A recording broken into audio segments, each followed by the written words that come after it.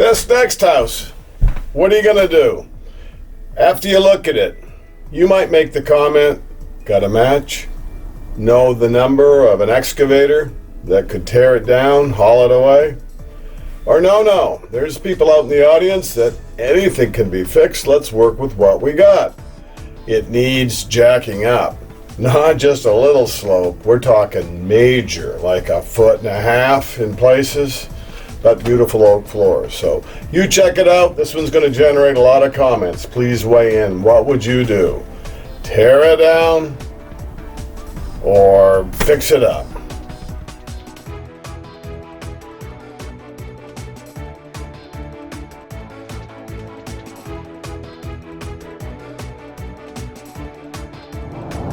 I'm Andy Moores, Maine real estate broker, and today, what are we going to go look at? Well, you're all strapped in. I hope you got your seatbelt on in the Jeep. You're riding shotgun. We are going to Moro Plantation, one of my favorite places. We just don't get to go there enough. Why? Well, the population's 43 people. Not a lot of activity or coming and going.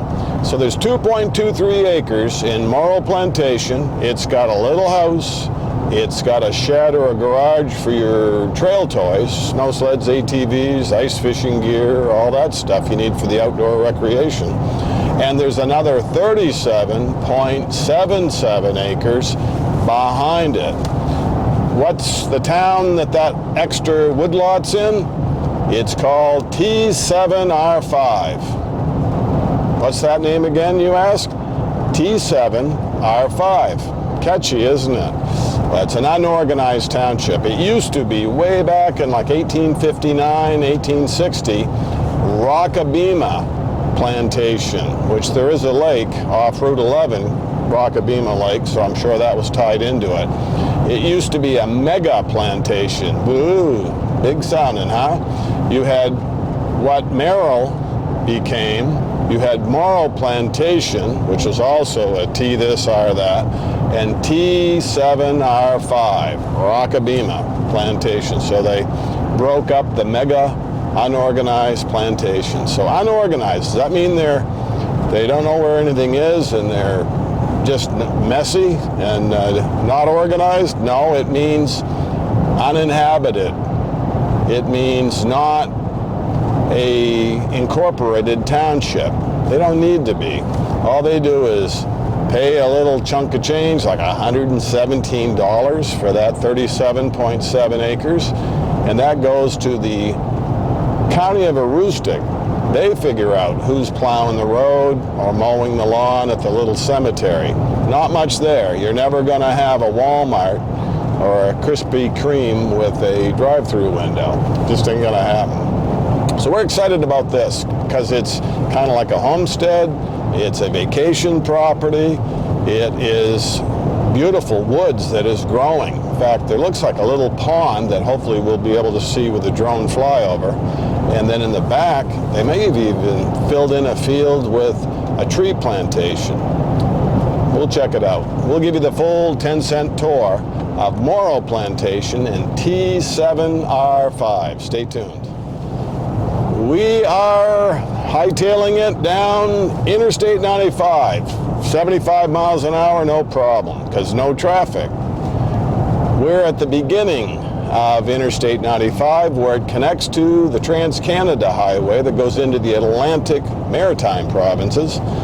And the other end of Interstate 95 is down at Key West, that area of Florida, where all the alligators are. Probably won't see alligators on this trip. May see moose and definitely signs of fox, black bear, other wildlife that live in the woods. We get off the Oakfield exit. Don't need fuel, so we didn't have to gas up.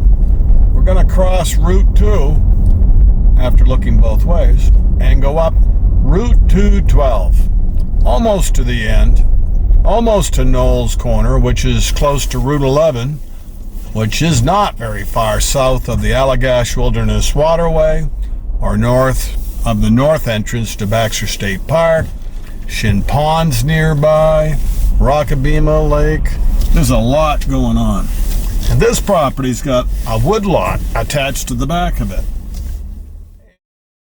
You could tap the maple trees Again, Moro Plantation, 2.23 acres.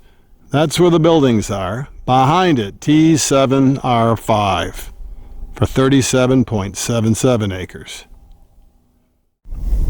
And when the state came in, widened this road, you're right on the road. You could decide, I'm not going to do anything with those buildings. I'm going to build further back. They've been abandoned a long time. They do go downhill. They get old. So we're going to park over here where our driveway is not open. This was Lougie's Market. I was thinking McNally's. That was a different one. Bring your snowshoes. We'll do some tramping. You'll get a workout. We'll check out the land. I'm going to use the drone.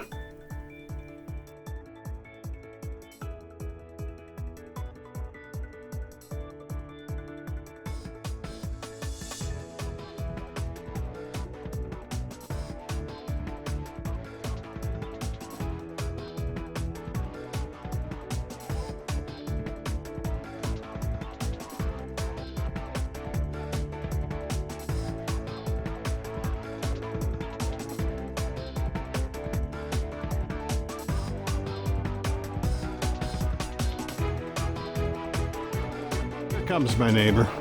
That garage is about 30 by 22. And here's a little shed roof storage area that's in great shape, and it's unlocked. This could be made into a bunkhouse.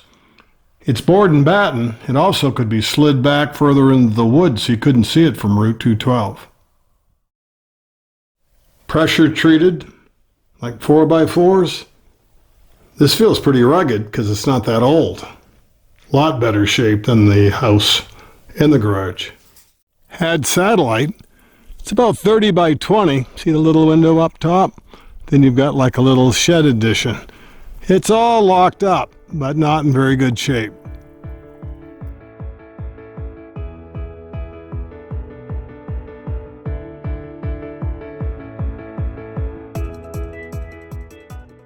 Tim, my neighbor, happened to have the key.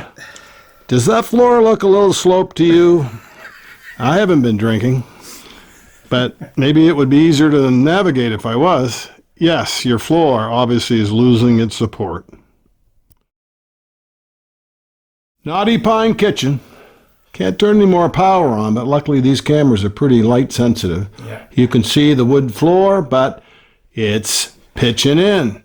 That means the carrying timber is not carrying its load. There's a little wood stove.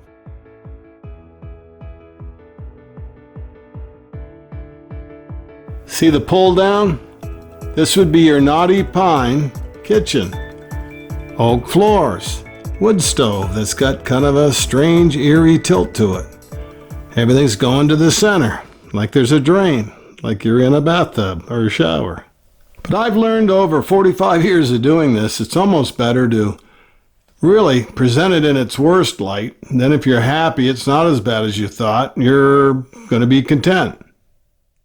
And if I really get brutally honest and tell you all about the floors and animals that are here, you're thinking I'm being too critical, I'm being harsh. You feel sorry for the old house.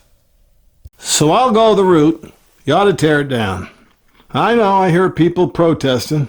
What's wrong with that, real estate broker? Here's your bedroom or your living room.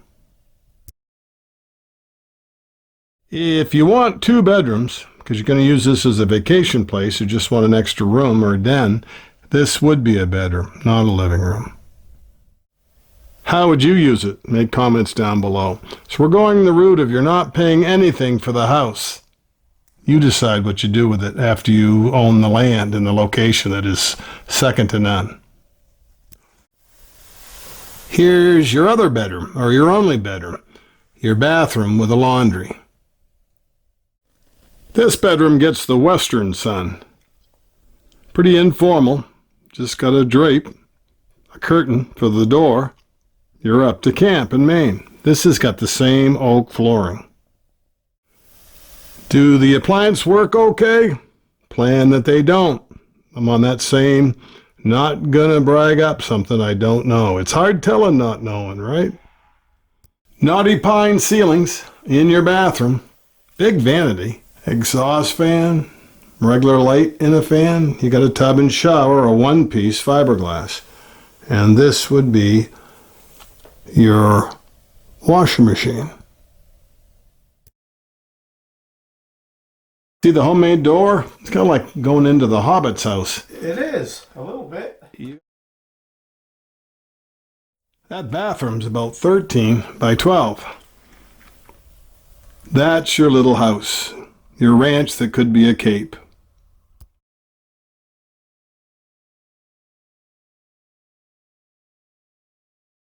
You've got a pull down. They never really made the stairway to get to it. This is your little entry. They also boarded up some windows just to protect it. See how it's vinyl sided, metal trimmed? Affordable vacation property in Maine. This house needs TLC, but it has a lot of land, and it's in one secluded private location. Small homestead farm, or are you going to use it for a vacation place with a garage to store your toys, your snow sleds, your ATVs? Maine property, it's going to need work, but what a location.